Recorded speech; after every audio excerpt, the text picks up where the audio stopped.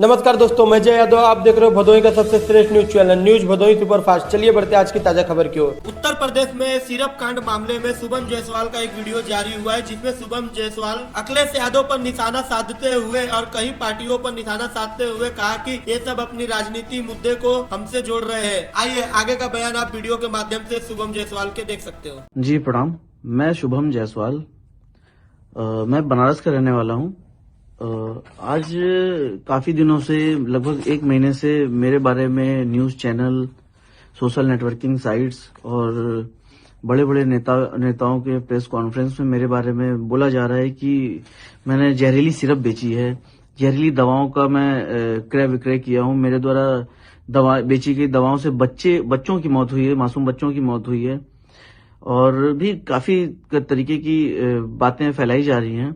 यहाँ तक कि सदन में भी ये बात बोला गया है कि यूपी में और बनारस में मेरे द्वारा ऐसी दवाओं का विक्रय किया गया है जो कि प्रतिबंधित है, नकली हैं और नशीली हैं और ऐसी दवाएं जिनसे बच्चों की मौत हुई है। तो जी, मैं आप सभी को ये बताना चाहता हूँ कि ये सारी बातें झूठ हैं। माननीय अखिलेश यादव जी, जो कि समाजवादी पार्टी के राष्ट्रीय अध्यक्ष हैं, उन्होंने भी इस पे टिप्पणियां की हैं। उनके अलावा भी बहुत से नेता लोग ऐसा बोल रहे हैं कि मैंने जहरीली सिरप बेची है, बच्चों की मौत हो गई है, या खांसी हो तो आप सिरप मत पीजिए। जी, इस तरीके की बहुत सी बातें हुई हैं। आप सभी को मैं बिल्कुल क्लियर करना चाहता हूँ कि ये सारी बातें झूठ हैं। मेरे द्वारा ऐसा कोई कार्य नहीं किया गया है। आप देखिए कि ये है फेंसिडिल कफ सिरप, ये एबट हेल्थ केयर का आता है। एबट हेल्थ केयर एक मल्टीनेशनल कंपनी है। जी, आपको मैं बता दूं कि फेंसिडिल कफ सिरप ना ही प्रतिबंधित है, ना ही जहरीली है, ना ही किसी भी तरह की नारकोटिक श्रेणी में आती है। आप, मेरे पास डॉक्यूमेंट्स हैं इससे रिलेटेड जो भारत सरकार ने जारी किए हुए हैं। ये एक सामान्य श्रेणी की दवा है जिसको कफ होने पे यूज करते हैं। आपको मैं ये भी दिखाना चाहता हूं जो बच्चों की मौत हुई थी।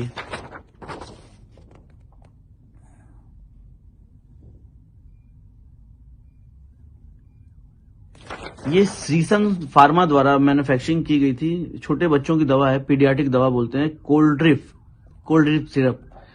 ये इन दवाओं को पी के बच्चों की मौत हुई थी। इसमें उतना डिटेल मुझे नहीं पता है, बट वो दवा और फेंसिडिल और ये कोल्ड ड्रिप दोनों डिफरेंट दवाएं हैं। इन दवाओं से, मतलब फेंसिडिल से किसी बच्चों की मौत नहीं हुई थी क्योंकि वो बच्चों के लिए सिरप है ही नहीं है, वो अडल्ट्स के लिए है और बच्चों की सिरप अलग आती है जो कि ये है जिससे बच्चे पी के मरे थे। तो माननीय अखिलेश यादव जी, माननीय नेता, मैं आप सभी को ये बताना चाहता हूं कि कृपा करके इस तरीके की राजनीति ना करें और ना ही लोगों को आप भ्रम में डालें कि यूपी में या बनारस में ऐसी सिरप बेची गई जिनसे बच्चों की मौत हो गई थी। जी, आपको मैं बता दूं कि फेंसिडिल कफ सिरप की जो मैन्युफैक्चरिंग होती है, मैं आपको पूरा डिटेल बताना चाहता हूं कि इसको भंडारण, आपको तो पहले बता दूं किसी तरीके का ऐसा गवर्नमेंट का कोई रूल नहीं है कि इसकी कोई लिमिट है, इसको भंडारण करने की लिमिट है या इसको क्रय विक्रय करने की लिमिट है। इसकी बेचने की विधि, हमने काम करने से पहले ड्रग डिपार्टमेंट में RTI डाला था, जिससे हमें रिप्लाई आया था। इसको बेचने का तरीका उन्होंने ये बताया था कि लाइसेंस धारियों को माल बेचना है, और उनका सारा भुगतान जो है, जो उससे रिलेटेड पेमेंट है, वो सिर्फ बैंक से ही करना है। ये हमें उन्होंने डिटेल दिया था। मेरे द्वारा जो भी क्रय विक्रय किए गए सब ड्रग एक्ट को फॉलो करते हुए किए गए। किसी भी तरीके ड्रग एक्ट का वायलेशन हमने नहीं किया है।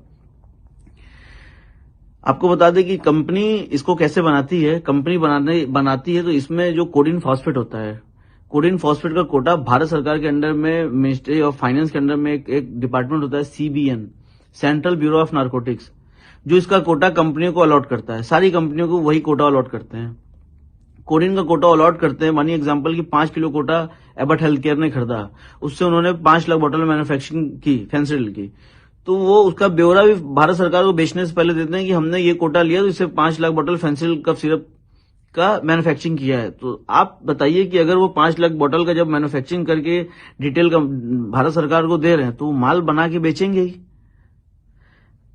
माल फिर वो बिल करते हैं हमारे जैसे डिस्ट्रीब्यूटर्स को। आपको बता दें कि इंडिया में इकलौते हम अकेले डिस्ट्रीब्यूटर नहीं थे, अकेले हम बेचने वाले नहीं थे। बनारस, झारखंड में मेरे पास था साइली टेरर्स के नाम से दिल्ली में एक फर्म थी, उत्तराखंड में एक फर्म थी, एमपी में एक फर्म थी। इस तरीके से और भी काफी जगह कई फर्में थी जहां पे कंपनी फेंसिल बिल करती थी।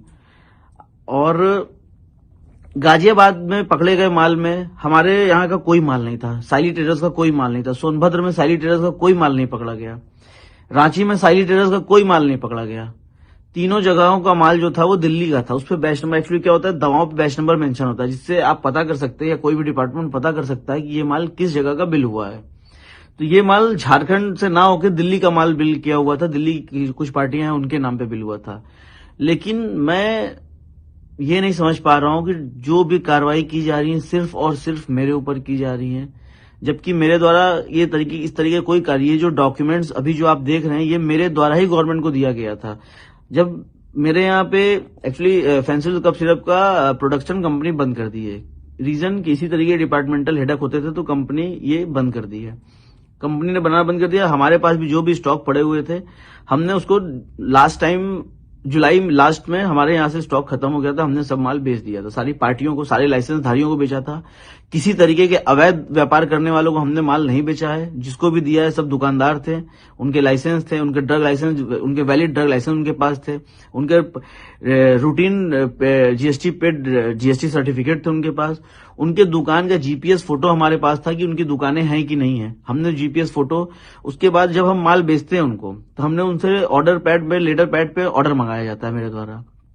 उसके बाद उनको बिल करते हैं माल बिल करने के तरीका ये है कि उनका हम सेल इनवॉइस बनाते हैं, ई-वे बिल बनाते हैं, ई इनवॉइस करते हैं और ट्रांसपोर्ट के थ्रू माल भेजते हैं। ट्रांसपोर्ट की बिल्टी होती है।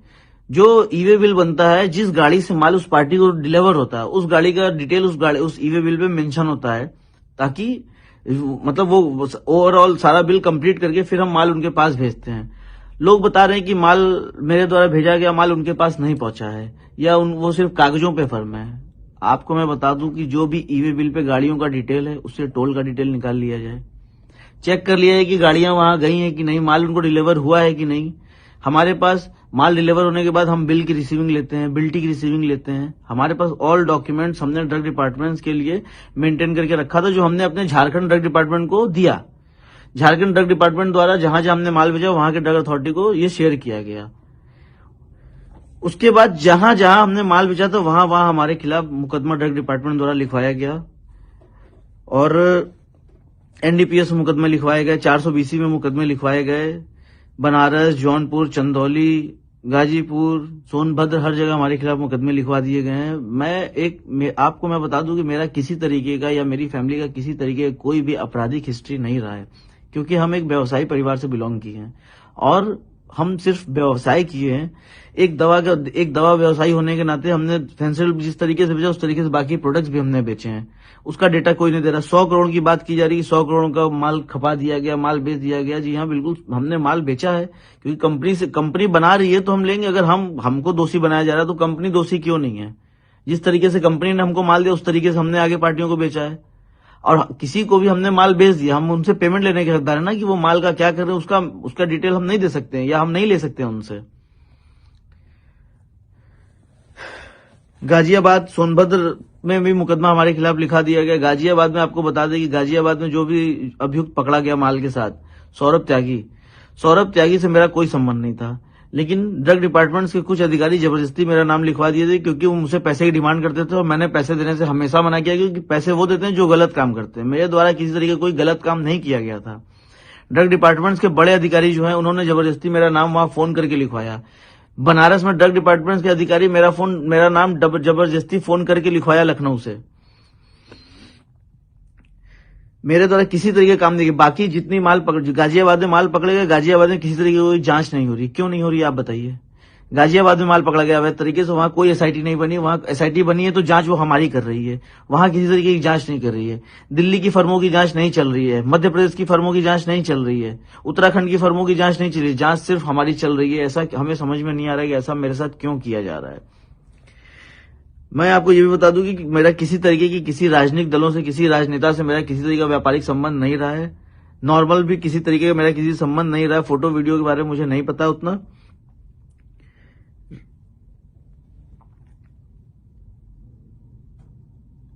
और एक और छोटी सी बात बताना चाहता हूँ। ये राजा ज्योति आनंद सिंह एक हमारे मित्र रहे हैं, हमारे साथी रहे हैं।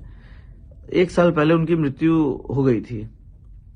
उसमें उनके फैमिली वाले मेरे ऊपर एलिगेशन लगा रहे थे कि हमने उनको जहर दे दिया है, कॉफी में जहर दे दिया। और ये मैं आपको बता रहा हूँ कि इस तरीके का कोई काम मेरे द्वारा नहीं किया गया था। उस टाइम भी मैंने बोला था, डिपार्टमेंट्स के सामने जाके मैंने सब चीज बताया था और सब चीज उनका पोस्टमार्टम हुआ था, उसमें भी सब क्लियर हो गया था। विसरा रिपोर्ट आई थी, उसमें आया था कि वो शराब के सेवन की वजह से उनकी डेथ हुई थी। उनकी तबीयत एक्चुअली परमानेंटली खराब थी उस टाइम। और उनके घर वाले हैं, उनके कुछ रिलेटिव, उनके जीजा, उनके पिताजी हमसे बहुत पैसे की डिमांड की लगभग, जो मैंने नहीं दिए, क्योंकि वो मुझे धमकी देके पैसे मांगते थे कि तुमको इसमें फंसा देंगे अगर पैसे नहीं दोगे तो। दोस्तों देखिए, लोग मेरे खिलाफ बहुत उल्टा सीधा बात कर रहे हैं। मैं किसी तरीके का कोई अवैध काम अपने द्वारा, मेरे द्वारा किया ही नहीं गया है।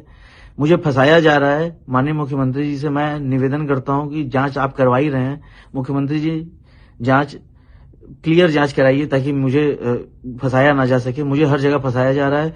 बाकी सारी पार्टियों को ये डिपार्टमेंट वाले बचा रहे हैं और सिर्फ मुझे फंसा रहे हैं। मैं आपसे निवेदन, माननीय अखिलेश यादव जी से मैं निवेदन करता हूं कि कृपा करके गलत बातें आप ना बोलें। आप बड़े हैं, आप गार्जियन हैं, आप सीनियर हैं, और ये जो है कि एमपी और ये दोनों अलग हैं। मैं निवेदन करता हूं कि सदन में गलत बातें ना फैलाएं और किसी तरीके की मैंने ऐसा कोई कार्य नहीं किया जो अवैध हो। मैंने डिटेल, अगर इस पे नारकोटिक्स प्रोडक्ट की होता और एनआरएक्स होता तो मैं इसका क्रय विक्रय कभी जिंदगी में नहीं करता।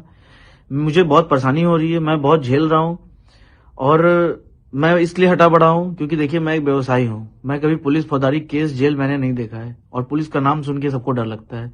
हम छोड़िए, मेरे साथ सारे व्यापारी परेशान है, सबको प्रताड़ित किया जा रहा है, सबको परेशान किया जा रहा है, मुकदमे उल्टे सीधे लिखे जा रहे हैं। ऐसा हमारे द्वारा कुछ नहीं किया गया, ना मेरे द्वारा ना मेरे व्यवसायियों के द्वारा। हमने एक नॉर्मल दवाओं की क्रय और विक्रय विधि पूर्वक की है, सारे कागजात के साथ की है और किसी तरह की कोई सेल फर्में हमारे द्वारा नहीं बनाई गई हैं। जिन दुकानदारों को हमने माल बेचा है, जिस टाइम हम माल बेचते थे वो दुकान उस टाइम एग्जिस्ट करती थी। मेरे पास उसके एविडेंस है, मेरे पास उसके प्रूफ हैं। और मैं चाहता हूं, माननीय मुख्यमंत्री से मैं दोबारा निवेदन करना चाहता हूं कि कृपा करके इसकी स्पष्टीकरण, इसकी जांच आप करा रहे हैं, मुझे पता है, लेकिन कृपा करके इसमें आप इस तरीके की जांच ना कराएं जिसमें हम दोषी हों, क्योंकि हम दोषी नहीं हैं माननीय मुख्यमंत्री जी। और ये जो भी लोग ये आपको फैला रहे हैं या बोल रहे हैं, ऐसा कुछ भी नहीं है। आप इसकी जांच करा लीजिए और हमारी मदद करिए। आपसे उम्मीद है, आप न्याय करते हैं हर जगह और हम चाहते हैं कि आप हमारी मदद करिए मुख्यमंत्री जी। प्रणाम। अगर आपको हमारी वीडियो पसंद आती है तो हमारे टीम का हौसला बढ़ाइए और हमारे चैनल को यूट्यूब पे सब्सक्राइब करें और फेसबुक को फॉलो करना ना भूलें और साथ में बेल आइकन को भी दबाएं।